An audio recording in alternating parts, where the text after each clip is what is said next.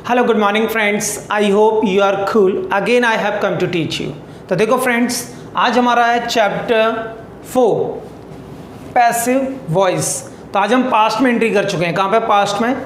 PAST, past का मतलब होता है कोई काम हो गया, यानी पास्ट का मतलब होता है बीता हुआ, चाहे वो 10 मिनट पहले हुआ हो, 2 साल पहले हुआ। तो आज हम बात करेंगे पास्ट में वॉज वर प्लस V3। तो जब भी कोई काम पास्ट में किया गया तो उसके लिए हम क्या लगाते हैं?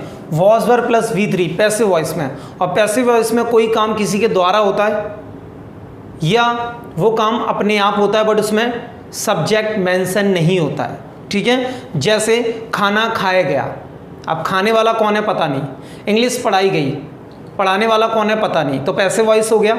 एक होता है इंग्लिश जीतू सर के द्वारा पढ़ाई गई, तो उसमें जीतू सर मेंशन है बट वो लास्ट में है, राइट। तो आपको ध्यान रखना है कि हम पैसिव वॉइस जब भी बनाएंगे पास्ट में, और वो भी कौन सा? Was were plus V3। तो जिसका मतलब हुआ कोई काम किया गया, वो भी कहाँ पर? पास्ट में।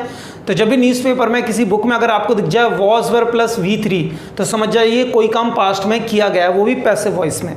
तो आज आप बाय वाले पैसिव वॉइस भी सीखेंगे एंड विदाउट बाय, उसमें बाय भी नहीं होगा। जैसे इंग्लिश वॉज टॉट, इंग्लिश पढ़ाई गई, right. English was taught, English पढ़ाई गई।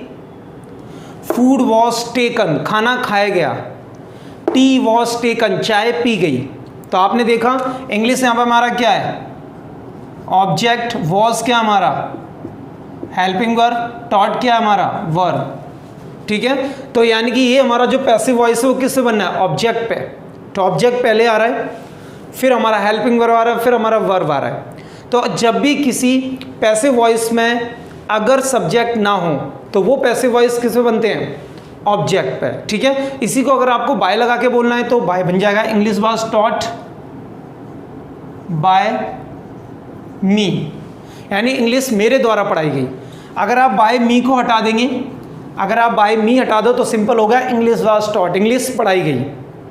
तो जब भी वॉज वर के साथ अगर आपको V3 दिख जाए, वॉज वर के साथ V3, तो समझ जाइए कोई काम पास्ट में किया गया है, वो भी किसी के द्वारा, बट वो उसमें मेंशन नहीं है। जैसे इंग्लिश पढ़ाई गई बट उसमें करने वाला नहीं दिख रहा, लेकिन फिर भी कोई काम किसी के थ्रू ही हुआ। ठीक है। क्लोथ्स वर वॉश्ड, कपड़े धोए गए बाय यू, राइट, यानी कपड़े तुम्हारे द्वारा धोए गए। Clothes were washed bye you, यानी कपड़े तुम्हारे द्वारा धोए गए और कपड़े धोए गए। आप चाहें तो बिना बाय यू के भी आप यूज कर सकते हैं, ओनली सिंपल कपड़े धोए गए। क्लोथ्स वर वॉश्ड, सुनने में ही लग रहा है कपड़े धोए गए। तो आपको ध्यान रखना है इंग्लिश क्या है? सिंगुलर एक, तो हमने क्या लगाया? वॉज। कपड़े क्या है? ज़्यादा, तो हमने लगाया वर। तो आपको ध्यान रखना है एक वचन सिंगुलर जहाँ पे आएंगे वहाँ पे हम लगाएंगे वॉज, और यहाँ पे प्लूरल एक से ज़्यादा चीज़ होंगी यहाँ पे हम लगाएंगे वर। ठीक है, जैसे जूतों पर पॉलिश की गई, शूज वर पॉलिश्ड। क्या बोलेंगे? शूज वर पॉलिश्ड। किताब पढ़ी गई, आ बुक वॉज रेड। क्या बोलेंगे? आ बुक वॉज रेड। तो जब भी कोई काम पास्ट में आपने किया, सॉरी आपने नहीं किया, कोई भी काम किया गया किसी के द्वारा, बट वो उसमें मेंशन नहीं है, तो उसको हम बोलेंगे पैसिव वॉइस। कौन सा? Was were plus V3। ठीक है फ्रेंड्स, तो अगर आपको बाय वाला सीखना है तो इसी में आप बाय लगा के बना सकते हैं, और बिना बाय वाला भी आप यूज़ कर सकते हैं। अगर निगेटिव बनाना है तो आप वॉज का नॉट लगा देंगे, यहाँ पे वर के बाद नॉट लगा देंगे, तो बन जाएगा English was not taught, English कल नहीं पढ़ाई गई। क्लोथ्स वर नॉट वॉश्ड, कल कपड़े नहीं धोए गए। मान के चलो कल आपकी मम्मी कपड़े धो रही थी, राइट, और आपने मम्मी को कपड़े धोते हुए देखा कल, तो आपने बोला मम्मी से कि मम्मी मुझे एक पैंट दे दो, कल आप कपड़े धो रहे थे। अरे बेटा कल कपड़े नहीं धुले गए, क्लोथ्स वर नॉट वॉश्ड, कल कपड़े नहीं धुले गए। तो हम निगेटिव भी बोल सकते हैं इंग्लिश वॉज नॉट टॉट, कल इंग्लिश नहीं पढ़ाई गई। कोई रीजन हो सकता है, कोई काम नहीं किया गया। तो जब भी किसी काम में अगर सब्जेक्ट ना हो और डूअर ना हो तो ऐसी इंग्लिश को हम किसको बोलेंगे? Was were plus V3। अगर इसी को आपको इंट्रोगेटिव बनाना है तो वर क्लोथ्स, यानी वर पहले आ जाएगा, यानी हेल्पिंग वर्ब पहले आ जाएगा, मिस टाइम बट यहाँ पे वॉज पहले आ जाएगा। वॉज इंग्लिश टॉट, क्या इंग्लिश पढ़ाई गई? वर क्लोथ्स वॉश्ड, क्या कपड़े धुले गए। क्या गाना गाया गया? वॉज आ सॉन्ग संग, वॉज अ सॉन्ग संग। क्या कपड़ों पर प्रेस की गई? वर क्लोथ्स आयरन। ठीक है फ्रेंड्स, तो आप नेगेटिव, इंट्रोगेटिव, अफर्मेटिव बना सकते हैं। और ये हमारे कौन से पैसिव वॉइस हैं? Was, were plus third form, जिसमें कोई सब्जेक्ट नहीं है, ऑब्जेक्ट, यानी किससे बन रहा है? ऑब्जेक्ट पे पैसिव वॉइस बन रहा है। अब आप ध्यान दीजिए, यहाँ पे आई हमारा क्या हो गया? सब्जेक्ट, ही भी सब्जेक्ट हो गया, दे भी और यू भी। तो इन चारों सेंटेंस में क्या सब्जेक्ट है, बट देखो सब्जेक्ट काम नहीं कर रहे होंगे। कैसे? आई वॉज टोल्ड, मुझे बताया गया। अब बताने वाला कौन है नहीं पता। ही वॉज टोल्ड, उसे बताया गया। दे वर टोल्ड, उनको बताया गया। यू वर टोल्ड, तुम्हें बताया गया। तो जब भी वॉज वर्ग के साथ किसी सब्जेक्ट में थर्ड फॉर्म लग जाए तो वो भी पैसिव है। अगर इसी को बाय के साथ आपको बोलना है तो बोल सकते हैं I was told by Rani. I was told by Rani, मुझे रानी के द्वारा बताया गया। He was told by Sonu, उसे सोनू के द्वारा बताया गया। They were told by Jeetu, उनको जीतू के द्वारा बताया गया। You were told by me, तुम्हें मेरे द्वारा बताया गया। तो आप बाय लगा के भी सेंटेंस बोल सकते हैं, बट आपको ध्यान रखना है कि जो भी हमारा पैसिव वॉइस है उसमें जो सब्जेक्ट होता है करने वाला, वो एंड में जाता है बाय के साथ। और अगर सब्जेक्ट पहले आएगा स्टार्टिंग में तो वो उसमें काम नहीं कर रहा होगा।